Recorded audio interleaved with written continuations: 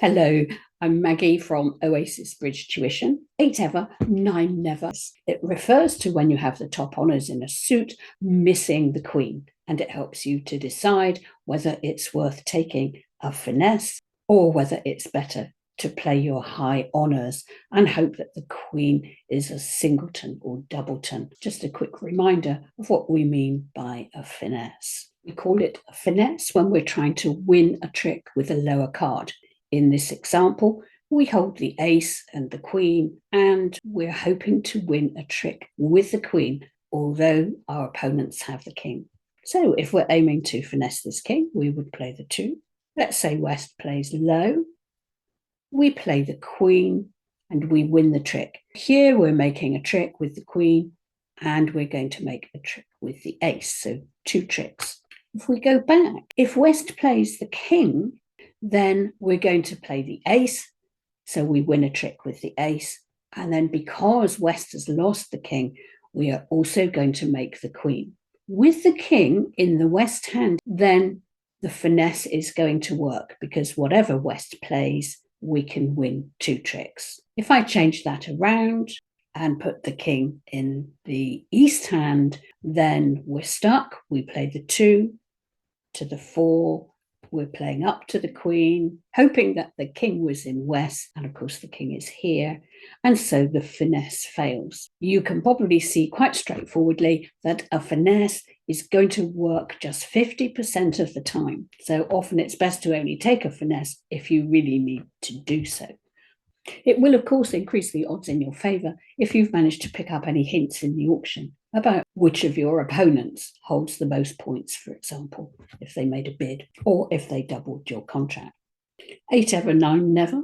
When holding 8 or 9 cards in a suit with only the queen missing, you have to make a decision as to whether to finesse the queen or whether to play the high honours.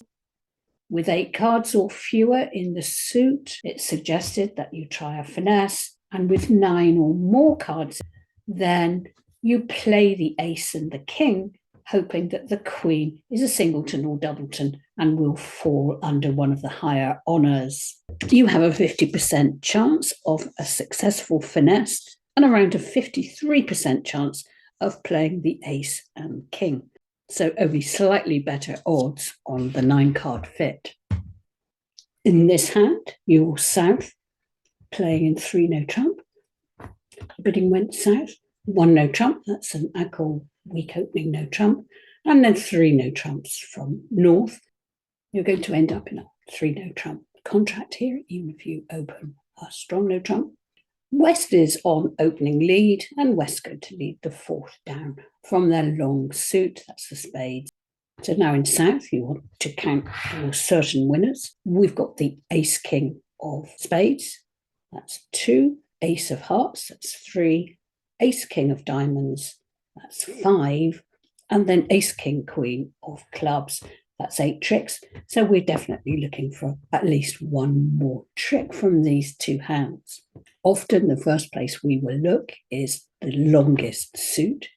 That happens to be, in this case, the diamond suit. We have the ace, king, and the jack, and we're missing the queen. So we're going to listen to the rule, and it says if you have 8 cards in the suit, so it's 8 ever, that means 8 we play the finesse. So what we're going to do here, we'll win the first trick with the ace in south. It's a good idea to play the king of diamonds first, just in case there's a singleton queen out there, which would save us having to risk a finesse. We'll play the king first, and then we're going to play the 2. West plays low, we play the jack, win the trick. Had West played the queen here, of course we'd have played the ace over the queen, and then our jack would have been a winning card, because we're going to play the ace next, and that picks up the queen. And I think you can see that leaves us with 2 diamond winners in the north hand, which has more than enough top winners to make the contract. Here's the full hand. You can see the queen of diamonds in West, meaning the finesse worked. In this hand, I've just changed the diamond suit. So the contract is the same. 1 no trump from south, 3 no trump from north hand. Again, we've got west on opening lead.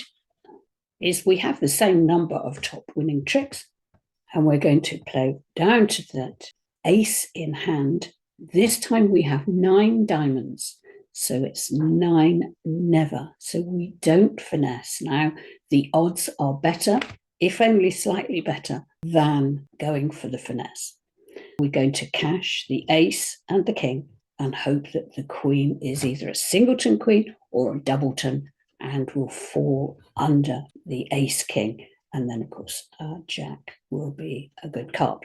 This time, we're going to play the king. And then the 2, king the ace, and the queen does drop. We've got 3 diamond tricks left. Jack, the 6.